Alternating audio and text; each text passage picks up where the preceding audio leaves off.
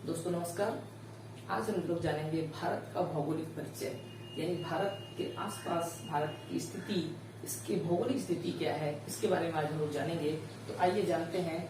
सबसे पहले हमारा जो भारत देश है, इसका क्षेत्रफल की बात करें तो हमारे देश का क्षेत्रफल लगभग 32,87,263 वर्ग किलोमीटर है। यानी हमारे देश का जो क्षेत्रफल है 32,87,263 वर्ग किलोमीटर है, जो पूरी दुनिया का यानी पूरी धरती की क्षेत्रफल की बात करेंगे, पूरी पृथ्वी के क्षेत्रफल का, संपूर्ण विश्व के क्षेत्रफल का लगभग 2.4% है। जी हाँ दोस्तों, हमारे पूरे विश्व के जो क्षेत्रफल है उसका 2.4% क्षेत्रफल हमारे देश का है, और क्षेत्रफल के हिसाब से हमारा देश विश्व में 7वां बड़ा देश में शामिल है।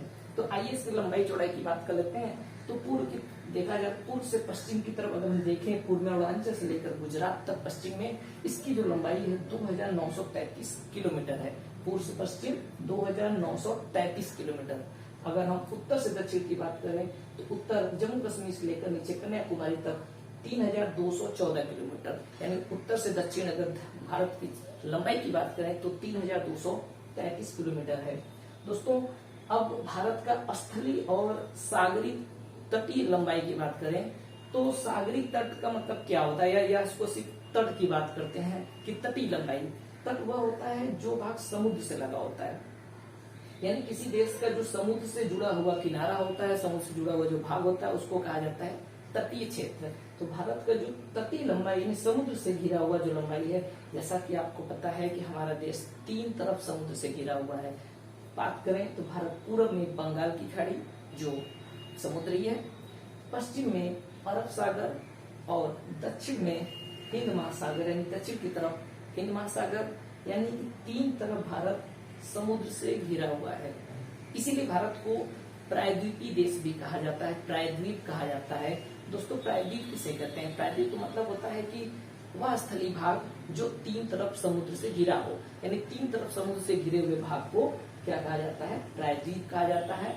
इसीलिए भारत को प्रायद्वीपीय भारत कहा जाता है, क्योंकि भारत का लगभग आधा क्षेत्र जो है, ये आधा क्षेत्र समुद्र के किनारे है, इसलिए भारत का आधा क्षेत्र प्रायद्वीपीय भारत कहलाता है।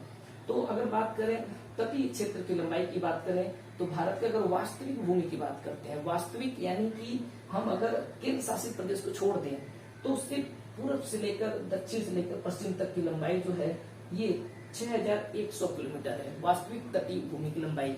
अगर हम केंद्र शासित प्रदेशों को भी ले लेते हैं, जैसा कि आपको पता है कि हमारे 8 केंद्र शासित प्रदेश भी हैं, तो केंद्र शासित प्रदेशों को के भी क्षेत्रफल को अगर जोड़ दिया जाए, अगर दिल्ली चंडीगढ़ को छोड़ दें तो बाकी केंद्र शासित प्रदेश हमारे समुद्र में ही है, समुद्र जिनका किनारा समुद्र तटीय है।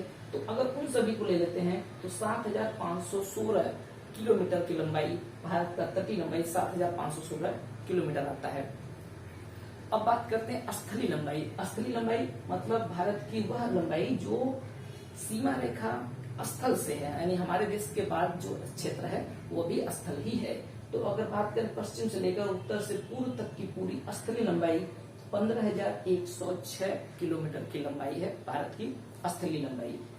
तो ये हो गया भारत की स्थलीय लंबाई। अगर भारत की अक्षांशीय स्थिति देखें दोस्तों, अक्षांशीय और देशांतरीय स्थिति क्या होता है? ग्लोब पर किसी भी देश की स्थिति बताने के लिए कि वह पृथ्वी के किस दिशा में है, कहाँ पर स्थित है, उसकी स्थिति क्या है, तो उसके लिए एक काल्पनिक रेखाएं होती हैं जिसको अक्षांशीय और देशांतरीय रेखा कहा जाता है। तो भारत चूंकि हमारा उत्तरी गोलार्ध में है, पृथ्वी के अगर गोलार्ध की बात करें तो पृथ्वी के भूमध्य रेखा के ऊपरी भाग यानी ऊपरी गोलार्ध यानी उत्तरी गोलार्ध में हमारा देश स्थित है, और उत्तरी गोलार्ध में भी हमारा देश 8 डिग्री 4 मिनट से 37 डिग्री 6 मिनट उत्तरी गोलार्ध में स्थित है। अगर बात करें कि अगर भारत का सबसे दक्षिणी छोर की अक्षांशीय स्थिति क्या है, तो दक्षिणी छोर है 8 डिग्री 4 मिनट उत्तरी अक्षांश से लेकर 37 डिग्री 6 मिनट उत्तरी अक्षांश तक भारत की स्थिति है। दोस्तों एक पृथ्वी के बीचों बीच जो एक रेखा होती है जिसको कर्क रेखा कहते हैं, वो भारत के बीचों बीच से होकर गुजरता है। यानी कर्क रेखा जो भारत को लगभग 2 बराबर भागों में बांटता है, भारत को पश्चिम से लेकर पूर्व तक 2 भागों में बांटता है, जो भारत के 8 राज्यों से होकर गुजरता है। अगर बात करें कि वो किन किन राज्यों से गुजरता है तो सबसे पहले आता है गुजरात, राजस्थान, मध्य प्रदेश, छत्तीसगढ़, झारखंड, पश्चिम बंगाल, त्रिपुरा, मिजोरम, इन सारे राज्यों से होते हुए भारत को 2 बराबर भागों में बांटता है भूमध्य रेखा। दोस्तों इसके अलावा अगर हम बात करें कि भारत के ऊपर 4 पॉइंट कौन कौन से हैं, यानी भारत का सबसे पूर्वी छोर कौन सा है, सबसे पश्चिमी छोर, उत्तरी और दक्षिणी छोर कौन कौन से हैं, तो हम जानेंगे। भारत का जो सबसे पूर्वी छोर होता है, जिसका जो अरुणाचल प्रदेश में है, जिसको किवीथू कहते हैं, किवीथू भारत का सबसे पूर्वी छोर है अरुणाचल प्रदेश में। पश्चिमी छोर की बात करें तो पश्चिमी छोर को गौहर मोता बोलते हैं। गौहर मोता भारत का पश्चिमी सबसे पश्चिमी किनारा जो गुजरात राज्य के कच्छ जिले में स्थित है।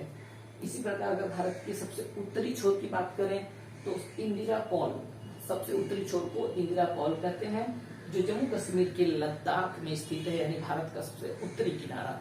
और दक्षिणी किनारे की बात करें तो इसको हम 2 तरह से जानते हैं। अगर भारत के मुख्य भूमि की बात करें, भारत की मुख्य भूमि मतलब वो होता है कि केंद्र शासित प्रदेश को छोड़कर जो सिर्फ भारत अपना मुख्य देश है, तो उसको मुख्य भूमि कहते हैं। तो मुख्य भूमि का सबसे दक्षिण किनारा कन्याकुमारी है, जिसको केप केमोरियन भी कहते हैं, केप केमोरियन या कन्याकुमारी।